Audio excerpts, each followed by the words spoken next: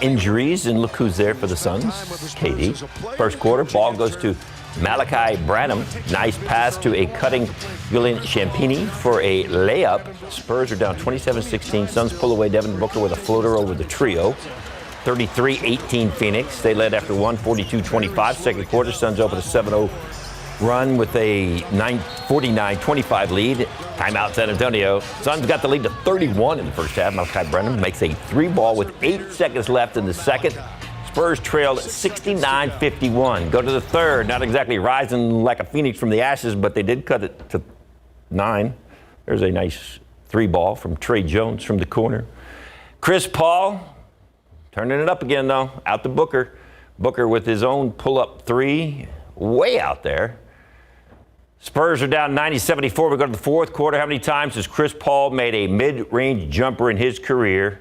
We'll add another to the number. Suns up 21, and they break away. Torrey Craig finished it off. Suns set the Spurs last night. Here is your final, 115-94. They've only got a few games left, like 3 games left. So that's the road trip. It ends, but the next 2 home games are in Austin. So it's not really a road trip. They're home games, but they're not at home. They're in Austin tomorrow night. Can we just get one more win before the season is over? It would be nice, but we'll see. He doesn't sound very optimistic. Johnson & Johnson says it's finally done settling all those lawsuits after customers allege some of their products caused cancer. The final price tag of all those settlements in our next half hour.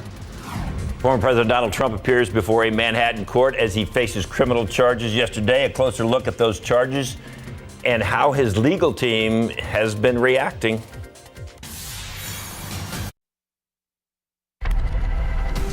Back outside with live cam, you know, there's some, you're looking at airport cam, there's probably some white knuckles, passengers holding on as they're trying to land in this thing. Oh, don't you hate that? And high winds. Yeah, those winds are definitely a doozy out there. We're seeing gusts of up to 38 miles per hour in San Antonio. That's all behind this front, which has moved through and is now in South Texas. But this is a very dynamic system. You can see there are tornado watches all the way from the Great Lakes down toward the Mississippi and through Arkansas. Now behind this, we've got some much colder air moving in. It feels a lot cooler outside, even though it's only 70 degrees. That's because we're getting that wind from the north where it's in the 40s up in the Panhandle. And as we look at highs over the next few days, I mean, we're going to struggle to get out of the 50s tomorrow and Friday before we see a warm up back into Easter. And the reason for that cool down is because we have got some good rain in the forecast. And boy, do we need that rain. This is a look at the drought monitor. Exceptional drought all throughout San Antonio and up into the hill country. But here's the good news. Up to 1 to 2 inches of rain expected from tomorrow through Friday night. Coming up, I know we've got a lot of activities for Easter weekend coming up, so I'll be tracking those showers and storms for you in the forecast, telling you what time we'll have the most rain around San Antonio. Details in a few minutes. And now we've got an update on former President Donald Trump's indictment proceedings yesterday. His felonies center on a hush money deal with a porn star named Stormy Daniels, but prosecutors also accuse the former president of a broader scheme. Morgan Norwood with ABC on Trump's reaction before a judge upon hearing his criminal charges for the first time. This morning, former President Trump reacting for the first time to the dozens of felonies he faces. Seething with defiance, Trump rallied his loyal supporters at Mar-a-Lago, calling the charges an insult to the country. The only crime that I have committed is to fearlessly defend our nation from those who seek to destroy it. The former president, arriving to court via police motorcade, quickly hustled into the courthouse by Secret Service, where he pleaded not guilty to 34 state felony charges that he repeatedly and fraudulently falsified New York business records to conceal criminal conduct that hid damaging information from the voting public during the 2016 presidential election. A catch and kill scheme. That is a scheme to buy and suppress negative information to help Mr. Trump's chance of winning the election. A charge of falsifying business records is typically a misdemeanor in New York, but the charge can be upgraded to a felony if it's tied to another crime, such as tax or campaign finance violations. It's shocking to me that a state prosecutor would try and prosecute something as thin as this and prosecute a violation of federal election laws when they're state prosecutors. The district attorney's office had looked into this case before, but DA Alvin Bragg saying he's bringing the case now because of new evidence, but he did not elaborate. Trump's legal team calling it political persecution. The court proceedings, a historic first for a sitting or former American president, concluded in just under 1 hour. He was reserved. He was calm. Judge Juan Merchan did not place a gag order on the case, but he did advise Trump to refrain from making statements that are likely to incite violence. And former President Trump due back inside this Manhattan courthouse December 4th with a trial beginning in January. Morgan Norwood, ABC News, New York. Johnson & Johnson agreeing to pay nearly $9 billion to settle tens of thousands of claims that the products cause cancer. The proposed $8.9 billion settlement would be paid out over 25 years. Johnson & Johnson says the move would efficiently resolve all claims from the talcum powder products related litigation. The proposed settlement must now be approved by a bankruptcy court. The company says the settlement does not mean it's admitting to doing anything wrong. In fact, it maintains that its talc products are still safe.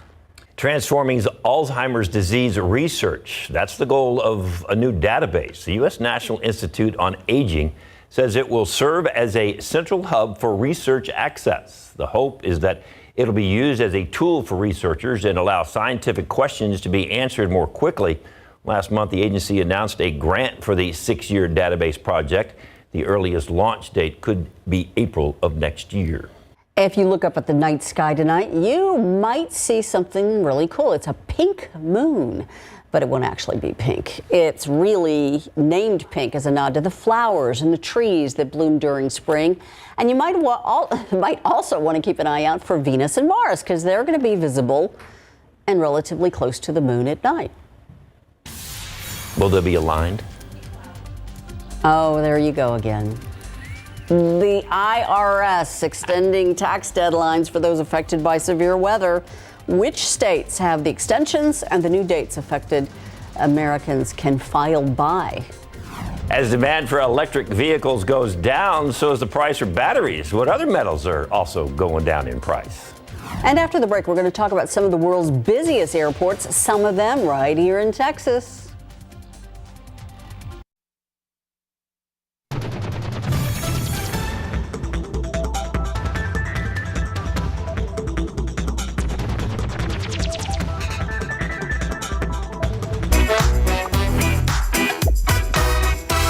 These are your top headlines from Cheddar News. Finland has become an official member of the NATO military alliance in a historic realignment of the continent. Authorities in Helsinki applied to join NATO after Russia's full-scale invasion of Ukraine in February 2022. Finland shares an 832-mile border with Russia. The Nordic country is the 31st nation to join the alliance. Well, don't be surprised if your tax refund is smaller this year. According to the IRS, 80 million Americans have filed their 2022 returns. So far, the government has issued $172 billion in refunds. That's about 9% less than the same time last year. Well, Southwest Airlines is launching a new promotion that gives registered Rapid Rewards members the Companion Pass for a month and a half. This pass is a 2-for-1 special that lets you bring a friend with you for free when traveling. But you do need to pay taxes for the friend's ticket. And that's your Cheddar News Update. I'm Chloe Aiello in New York City. 5 of the world's busiest airports in the U.S. last year. That's according to the data from the Airports Council International. Atlanta's hub once again topped the list as the busiest by passenger volume.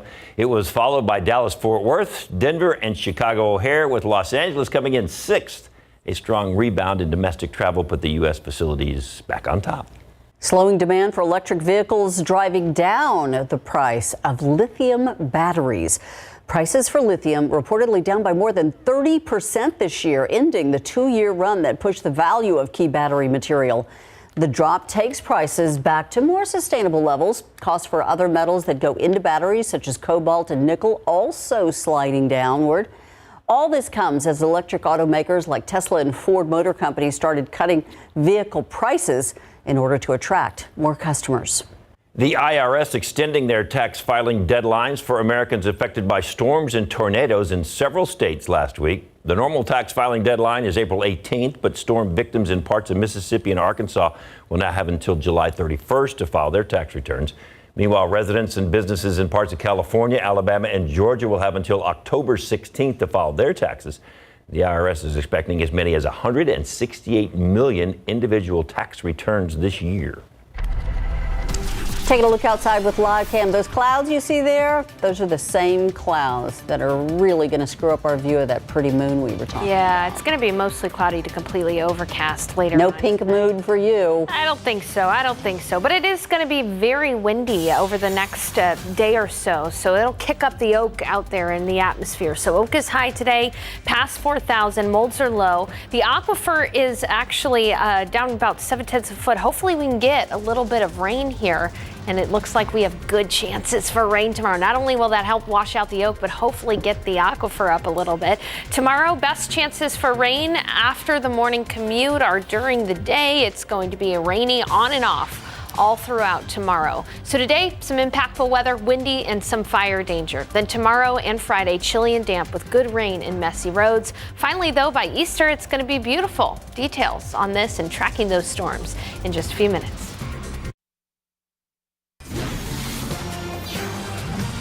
More tornadoes, large hail, powerful winds. It's a trifecta of nasty weather, and it is hitting America's heartland again. ABC's Ginger Z on the ground as these storms hit, and she has a look at the destruction that was left behind.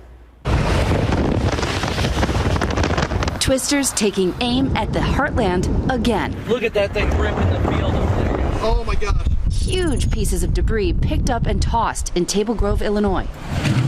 Multiple injuries reported overnight after storms blew through Fulton County. This tree snapped, crashing into a home. Power lines strewn across the street.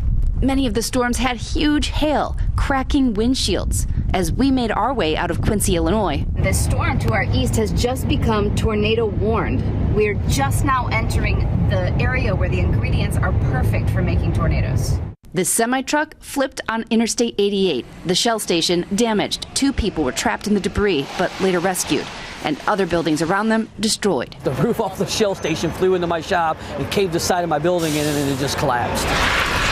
Winds and rain ripping through the streets of Moline.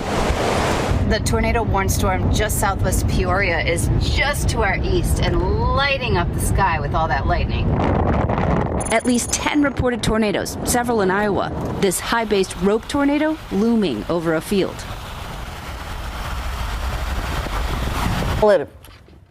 Pardon me. I was asking, why do they call it a finger or a rope tornado? Rope tornado. Okay, Sarah's going to fill us in on that.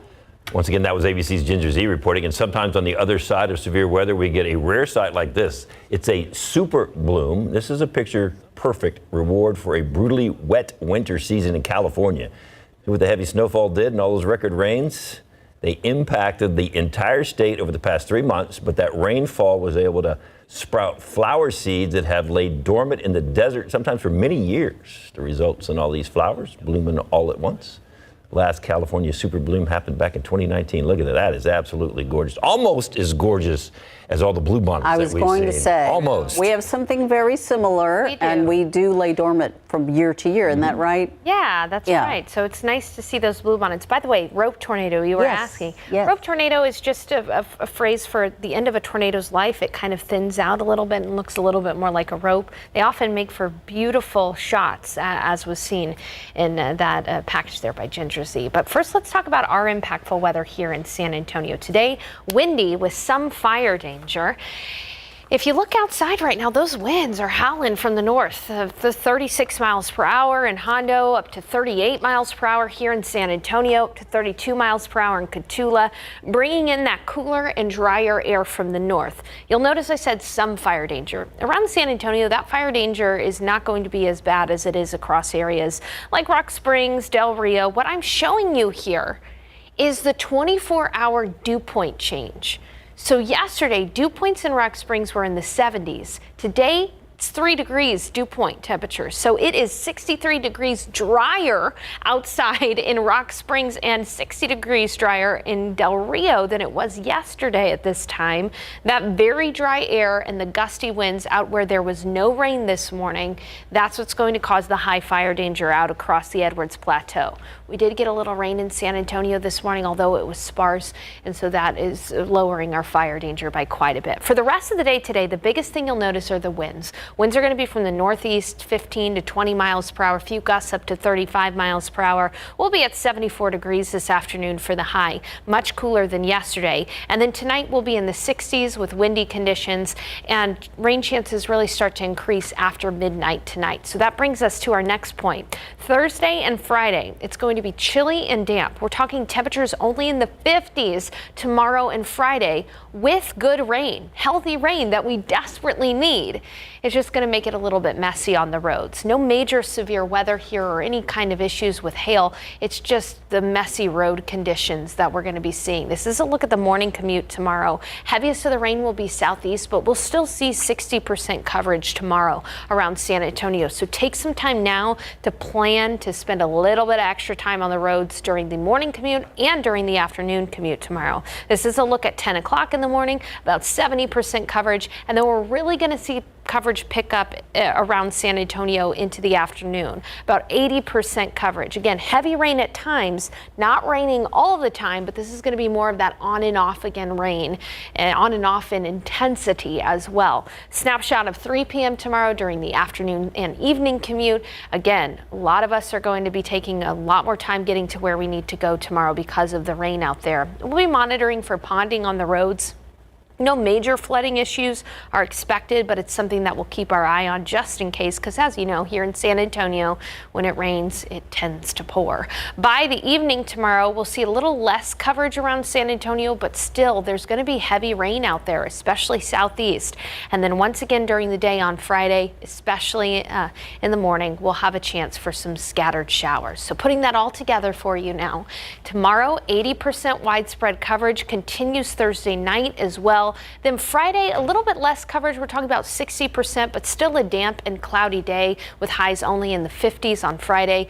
Then here's the good news. Things really start to clear out for us on Easter weekend. More good news. We could see 1 to 2 inches of widespread rain, even pockets of more than that around San Antonio. Wide to spread 1/2 inch to 1 inch out west toward Del Rio. In areas like Hallettsville, Cuero, Victoria, more than 3 inches of rain are likely now through Friday. Again, more good news. By Easter, it will be beautiful and clear out for those Easter egg hunts and services. So taking you through the 7-day forecast, windy through the rest of the day today, only in the 50s tomorrow and Friday. Don't be caught without your umbrella and the jacket. Then by Saturday and Sunday, highs will return back into the 70s with cool mornings. It's going to be a nice Easter weekend, guys. Yes, it is. Thank you, Sarah. So are you ready to be taken back to your childhood? The new Super Mario Brothers movies premieres this week. We'll go behind the scenes with some of the cast and hear what fans can expect from the film. Here's a fun fact to know and tell. That barcode, that's that rectangle with those thick and thin parallel lines that's on just about every product, turning 50 years old this week. Matter of fact, versions of the barcode go back to 1952, but on April 3rd, 1973, the design created by an IBM engineer approved as the industry standard. Now it's used for identification, pricing, inventory, keeping track of packages and luggage. And here's a great bit of trivia. The first product was scanned, that barcode was on a pack of Wrigley's Juicy Fruit gum, and it happened at a grocery store in Ohio back in 1974. And the pack of gum's now in the Smithsonian. So is it the chewed gum from the pack, or did it's the pack? I'm sure it's the pack. They didn't put chew it and put it back on there and then put it in the Smithsonian? Totally gross. Today's the premiere for the highly anticipated Super Mario Brothers movie. It features characters from the classic Nintendo game released back in 1981. And it seems that audiences are ready to have a little nostalgia. As CNN's Rick Damigella reports, the movie is expected to have a huge opening weekend. We will destroy the Mushroom Kingdom! Bowser is coming. I'm not afraid. I'll do anything for my brother. A pair of plumbers find themselves transported to another world in the Super Mario Brothers movie. Our big adventure begins now! Ah! Get it off, get it off, get it off! Although we all know the Mario Brothers and all the characters of the Mario Brothers, there's never been a real narrative story to sink your teeth in, because mostly you're playing the game and you're doing the quests on the game. This allows you to go on a journey that you're not in control of. I was thrilled to get the phone call to get to be Luigi, because I love Nintendo so much. And then, it's one of those lucky things where you say, okay, you want me to do it because I really want to do it. I think you got the right guy. They're all counting on us.